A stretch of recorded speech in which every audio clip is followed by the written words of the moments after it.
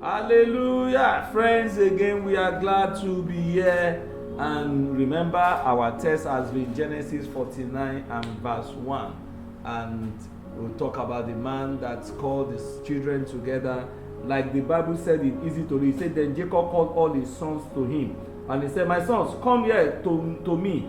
I will tell you what will happen in the future. I will tell you what will happen in the future. It shows us that the father have the right to prophesy over the children. Father, we thank you again for how far you have helped us this week.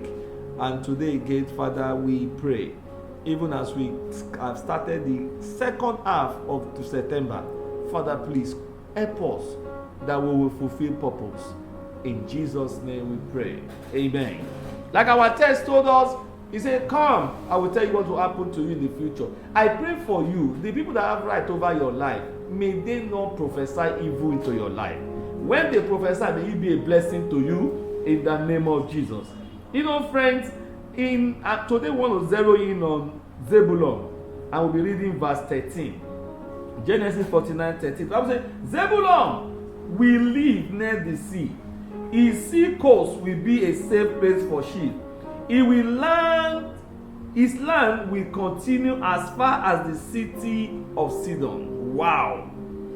Zebulun, we don't know much of him. Not much is said of Zebulun in the Bible. Not much is said before this time that the father spoke to him. But the father saw something.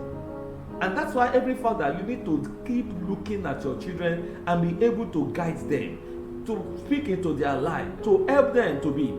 He made Zebulun to be industrious and to be a businessman. In those days, if you are located near a sea, you are an industrialized state already. Because the ship go and come, it is by ship they transport things in those days. So anybody that have the harbor, that's business for them. Every ship that docks pay a royalty to them. So he made Zebulun to be a businessman. You know that strategy. You know what that the Bible says in Isaiah 45 from verse 1 to 3. He said, look, I have chosen you, Cyrus. I'm going to bless you. I'm going to give you the secret riches, the hidden treasure. That is what is given to Zebulun. Why? Everyone connected to God, have a privilege. Deuteronomy 8:18. Power to get wealth is covenanted to us. And Zebulun is being given his own portion. And his privilege. Why didn't the father give to others? We don't know. But there is something about, he said in the beginning, he's telling their future. There must be something that he saw in Zebulun that made him prophesy that into his life. I pray for you. May grace of God locate you and provoke you into fulfilling purpose in the name of Jesus. Not much is known of Zebulun, but the father blessed him and make him a success.